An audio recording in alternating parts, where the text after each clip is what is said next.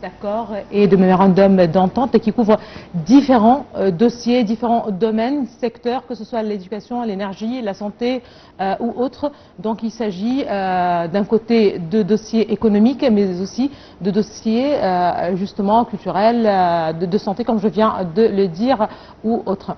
La création de 100 nouvel établissement ou lycée francophone, français plutôt, ici en Égypte, a été justement le dernier accord qui a été signé, et ce en présence des ministres concernés. Pour vous parler de cette visite, nous avons le plaisir d'avoir avec nous ce matin monsieur l'ingénieur Raouf Ghafar. Bonjour monsieur l'ingénieur.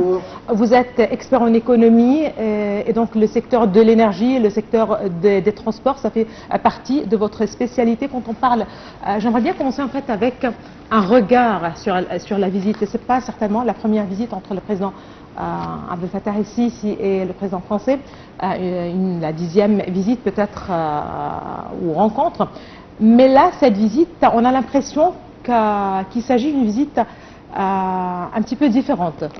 Ça intervient à un moment crucial pour la région, si délicat, mais aussi pour les relations égypto-françaises. Exactement. Je pense que c'est une visite très particulière. Elle est différente de toutes les autres visites et rencontres. D'ailleurs, ça a commencé hier avec des visites complètement inattendues, au Khan Khalili, etc. Des endroits dans lesquels nous ne sommes pas habitués à des visites présidentielles. Mais c'était vraiment très beau à voir, c'est-à-dire. Et puis,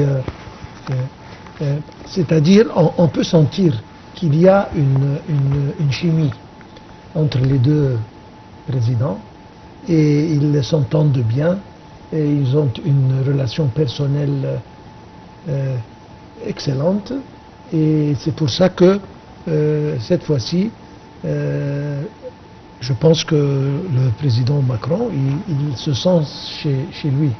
Donc, espérons que tout va marcher comme prévu, Inch'Allah.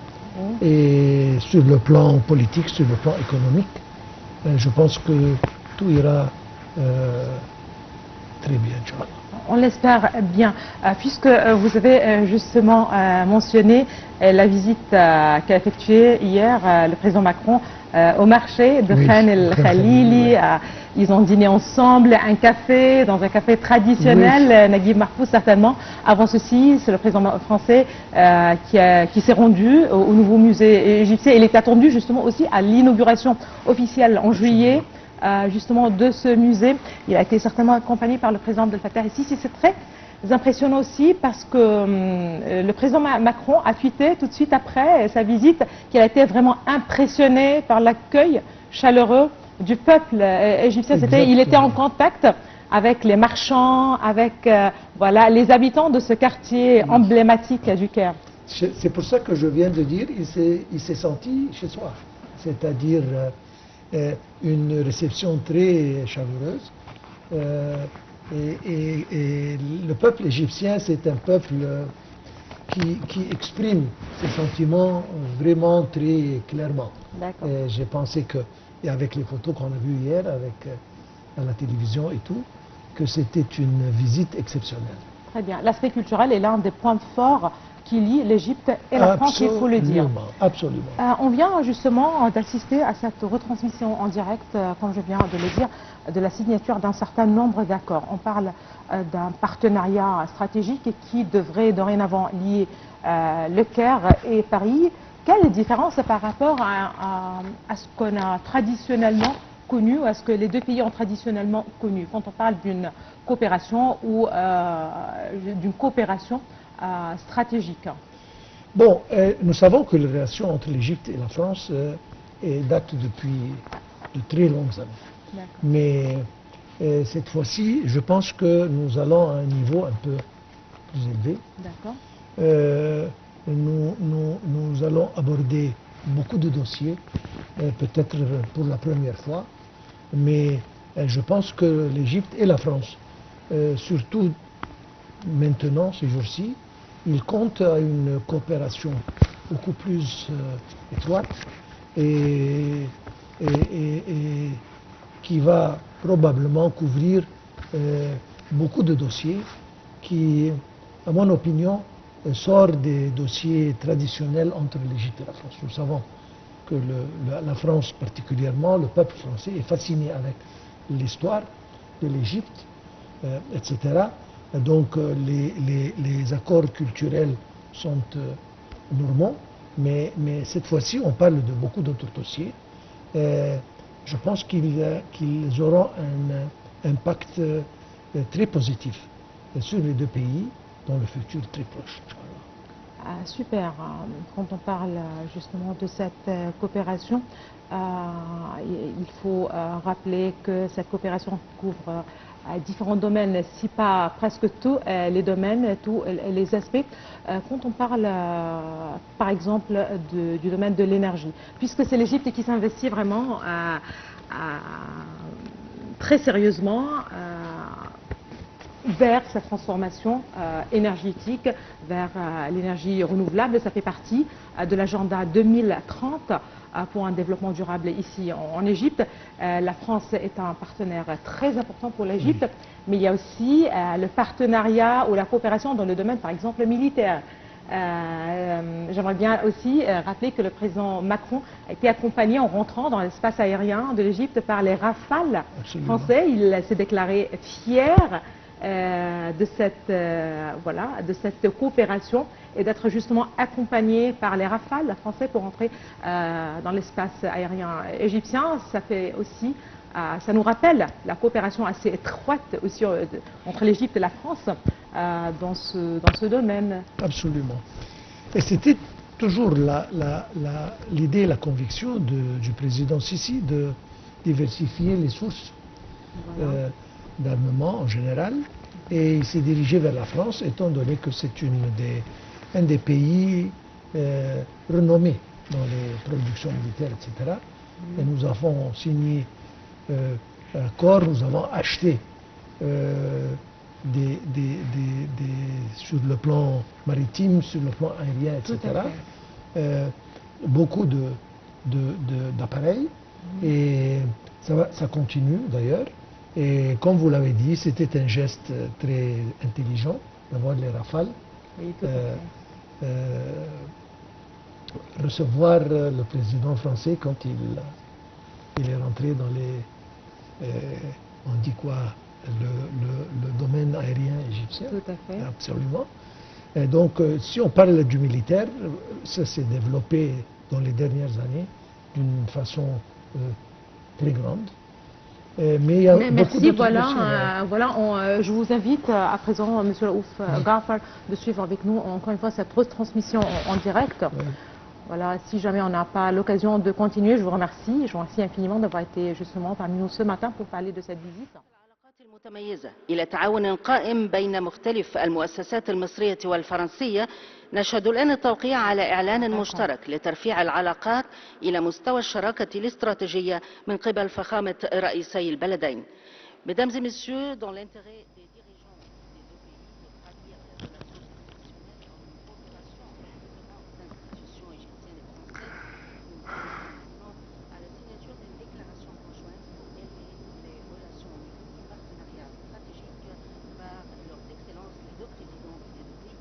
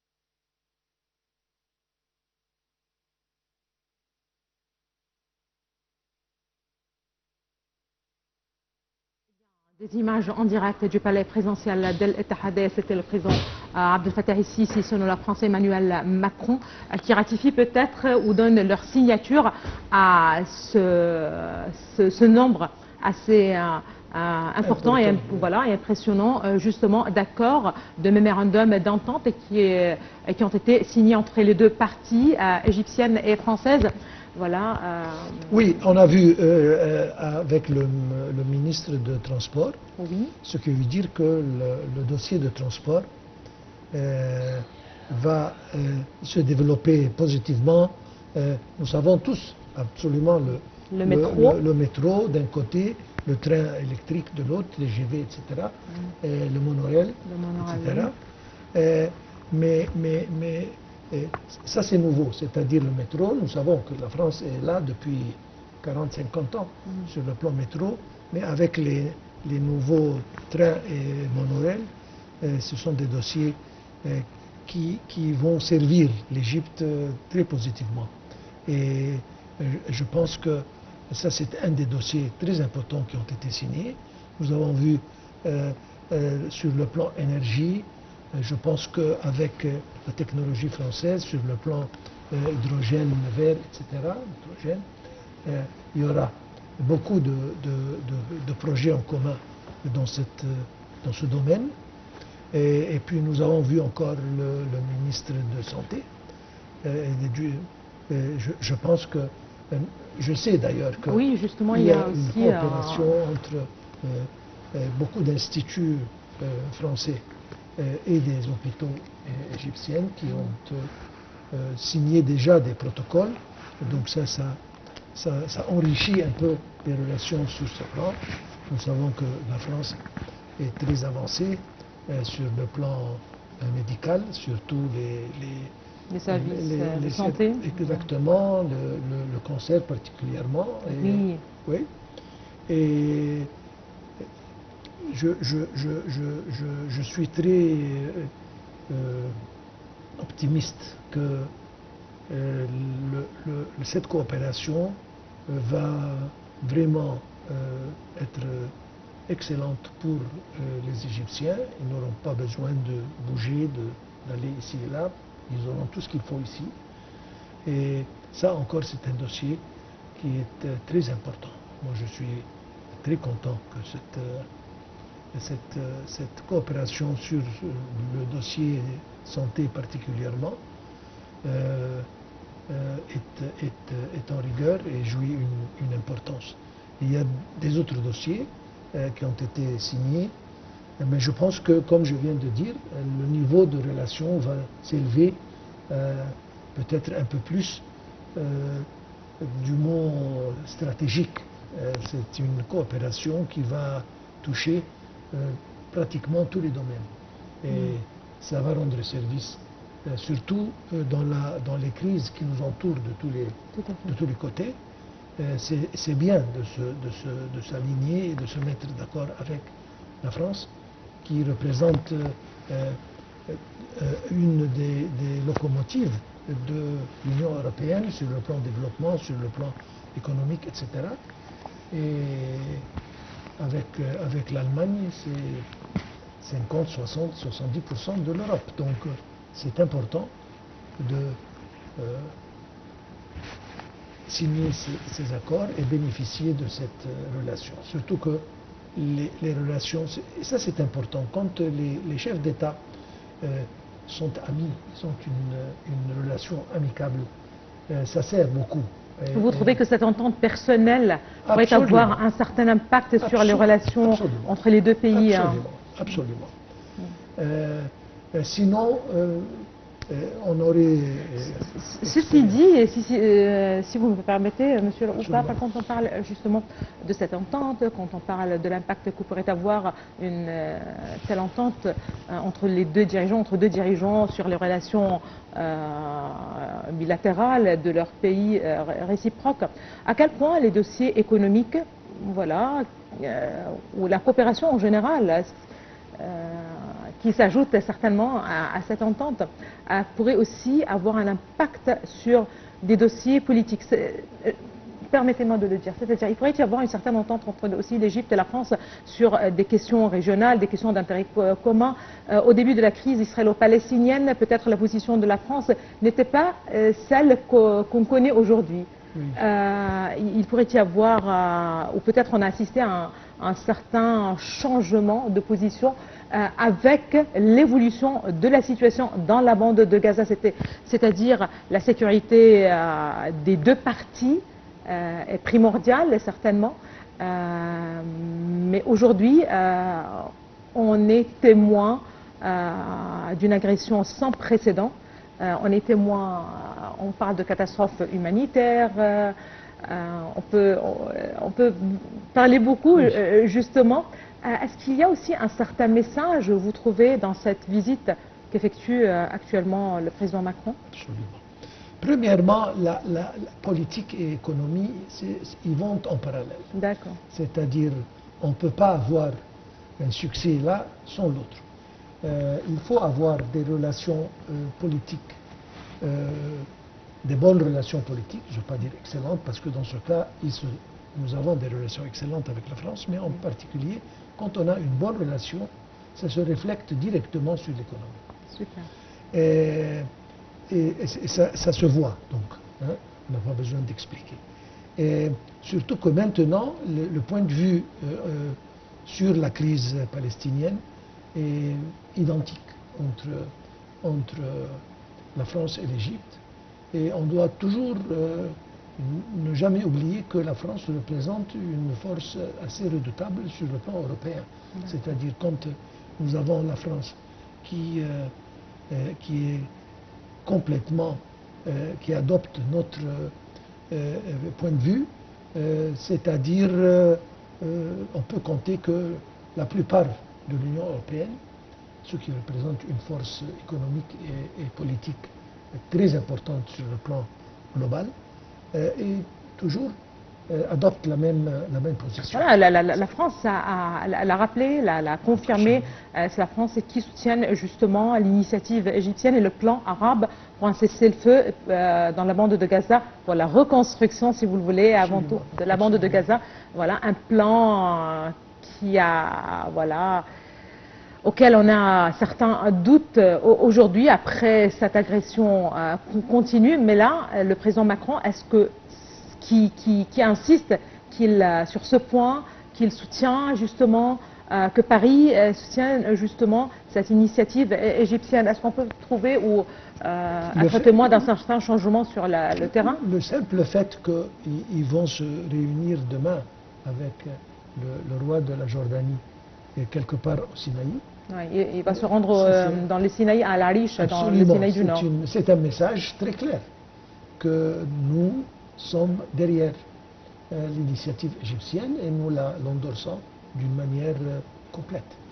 Et c'est justement important d'avoir ce genre de...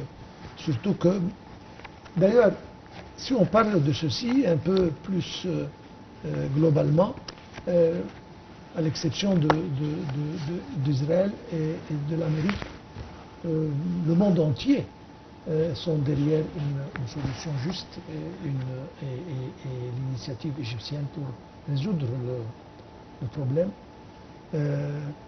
Son déplacement, la reconstruction de Gaza sur place, etc. etc.